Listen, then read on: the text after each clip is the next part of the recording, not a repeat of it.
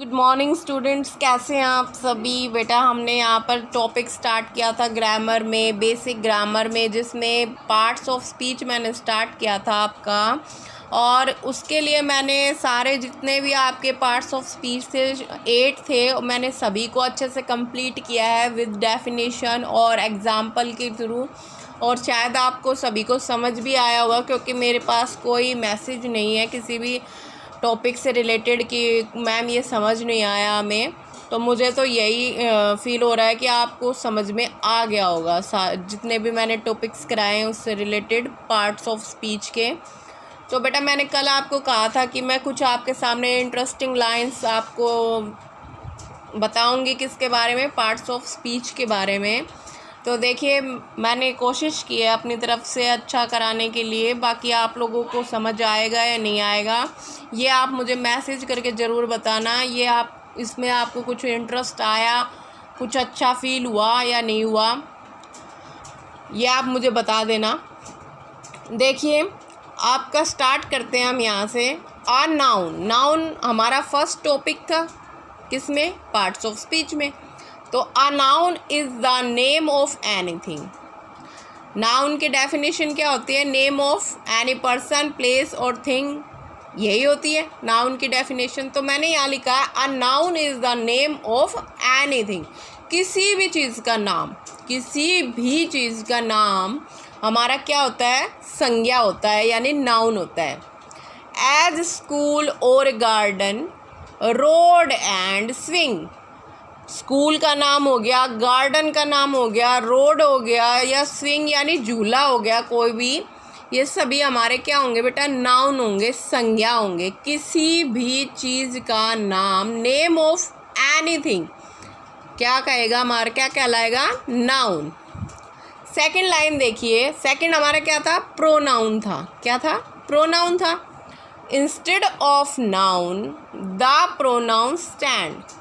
इसका कहने का मतलब है कि जो नाउन होती है उसके साथ कौन खड़ा होता है, प्रोनाउन। कौन खड़ा होता है, प्रोनाउन खड़ा होता है। जैसे देखिए, हर had, his face, my arm, your hand. तो इसमें बेटा जो आपका हर है ये हमारा क्या हो गया, प्रोनाउन। हिज हमारा क्या हो गया, प्रोनाउन। माई क्या हो गया, प्रोनाउन। और योर क्या हो गया, प्रोनाउन। प्रोनाउन क्या था, आपको याद करवा देती हूँ, रिमाइंड करवा देती हूँ। प्रोनाउन वो शब्द होते हैं बेटा जो संज्ञा के स्थान पर प्रयुक्त किए जाते हैं। यानी अगर मैं किसी के बारे में, किसी व्यक्ति के बारे में आपको कुछ बता रही हूँ तो मैं बार बार उसका नाम ना लेकर क्या बोलूँगी, वह। मैं सपोज दैट मैंने कहा संदीप बहुत अच्छा लड़का है, फिर उसके बाद मैं क्या बोलूँगी, संदीप प्रतिदिन स्कूल आता है। तो बार बार संदीप संदीप ना लगाकर मैं ये कह सकती हूँ संदीप बहुत अच्छा लड़का है, वह प्रतिदिन स्कूल आता है, वह टीचर्स की रेस्पेक्ट करता है। तो संदीप की जगह जो मैंने वह लगाया है वो हमारा क्या हो जाएगा, स्वरनाम हो जाएगा। और स्वरनाम को हम इंग्लिश में क्या कहते हैं, प्रोनाउन कहते हैं। ये दो टॉपिक आपको क्लियर हो गए होंगे कि नाउन किसी का भी नाम हो सकता है, स्कूल, गार्डन, रोड, स्विंग। और सेकंड हो गया प्रोनाउन, और प्रोनाउन होता है सर्वनाम। और सर्वनाम कब कहाँ आता है, संज्ञा के स्थान पर आता है। जैसे हर, हिज, माई, योर, ये हमारे क्या हो गए, सर्वनाम हो गए। इसके बाद था आपका एडजेक्टिव। थर्ड टॉपिक मैंने कराया था पार्ट ऑफ स्पीच में, एडजेक्टिव। एडजेक्टिव क्या होता है बेटा, विशेषण। Adjective tells the kind of noun. Adjective हमें क्या बताता है, संज्ञा के प्रकार। क्या बताता है, संज्ञा के भी प्रकार। यानी संज्ञा और सर्वनाम की विशेषता बताने वाले शब्दों को हम विशेषण कहते हैं, और विशेषण को इंग्लिश में हम क्या बोलते हैं, एडजेक्टिव बोलते हैं। जैसे मैंने लिखा एज ग्रेट, स्मॉल, प्रिटी और ब्राउन, ये हमारे वर्ड्स क्या हो गए, एडजेक्टिव हो गए। क्यों हो गए एडजेक्टिव, किस लिए हो गई ये adjective.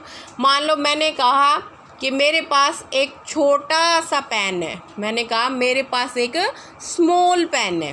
I have a small pen. तो बेटा इसमें मैं ये भी कह सकती हूँ आई हैव अ पेन, मेरे पास एक पेन है, लेकिन मैंने क्या कहा, I have a small pen, मेरा पेन कैसा है, छोटा है। तो पेन की विशेषता क्या है कि भाई वो छोटा है, पॉकेट में आ सकता है, तो ये पेन की विशेषता हो गई।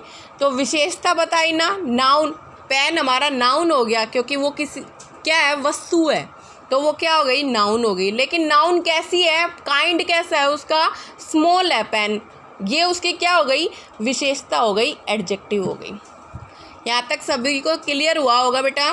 उसके बाद मैंने आपको टॉपिक करवाया था एडजेक्टिव के बाद वर्ब। वर्ब क्या होती है, क्रिया, किसी काम के करने या होने का बोध कराए उसे क्या कहेंगे, क्रिया कहेंगे। तो verb tells of something being done, काम के या क्रिया के होने को हम क्या कहेंगे, वर्ब कहेंगे। जैसे एज टू रीड, राइट, सिंग और रन। रन दौड़ना, सिंग गाना, राइट लिखना और रीड पढ़ना, ये सभी क्या है बेटा, काम है जो हो रहे हैं, क्रिया है ये। काम और क्रिया ये दो शब्द अलग है लेकिन मीनिंग एक ही है कि भाई काम हो रहा है, और जो काम हो रहा है उनको बताने वाले वर्ड क्या कहलाते हैं, वर्ब कहलाते हैं। समझ आया होगा सभी को। जैसे मैंने कहा श्याम पढ़ रहा है, श्याम पढ़ रहा है, तो इसमें श्याम का काम क्या हुआ, पढ़ना, रीड करना। तो काम को ही हम क्या कहेंगे, क्रिया, और क्रिया को इंग्लिश में क्या कहते हैं, वर्ब। क्लियर हो गया होगा बेटा ये भी। उसके बाद था हमारा नेक्स्ट टॉपिक एडवर्ब, यानी क्रिया की विशेषता बताने वाले शब्दों को हम क्या कहते हैं, क्रिया विशेषण, और क्रिया विशेषण को इंग्लिश में बोलते हैं adverb. How things are done, the adverb tells, वस्तु या चीज़ें किस प्रकार हो रही हैं, ये चीज़ बताने वाले शब्द क्या कहलाते हैं, हमारे एडवर्ब कहलाते हैं। जैसे मैंने कहा स्लोली, क्विकली, इल, वेल। मैंने कहा वॉचमैन जो है हमारा वॉचमैन जो है वो आज बीमार है, हमारा वॉचमैन आज क्या है, बीमार है। तो यहाँ पर क्या होगा इसका, बीमार, इल, क्या होगा, बीमार का मतलब क्या हो गया, इल, और ये इल क्या हो गया, हमारा एडवर्ब हो गया कि जो वॉचमैन है वो बीमार है, इल है, तो ये हमारा क्या हो गया, एडवर्ब हो गया। मैंने कहा हिरन, हिरन आप सभी समझते हैं, हिरन बेटा डियर, डियर को ही हिरन बोलते हैं हिंदी में। डियर जो है वो बहुत क्विकली दौड़ता है। छोड़ो आप लोगों को डियर ध्यान नहीं भी आए, हो सकता है ऐसा, तो मैं कह सकती हूँ रैबिट। रैबिट तो पता होगा ना, खरगोश, खरगोश जो है वो बहुत क्विकली दौड़ता है। तो खरगोश की इसमें विशेषता क्या हो गई उसके काम की, कि वो बहुत स्पीड से दौड़ता है। खरगोश दौड़ता है, मैं ये भी कह सकती हूँ, लेकिन उसमें ठीक है भाई खरगोश दौड़ता है, लेकिन मैं बोलूँ खरगोश तेज़ी से क्विकली दौड़ता है, तो खरगोश के काम की विशेषता क्या हो गई कि वो ज़ोर से भागता है, दौड़ता है। तो ये क्विकली वर्ड जो आएगा हमारा, वो हमारा क्या हो जाएगा, एडवर्ब हो जाएगा।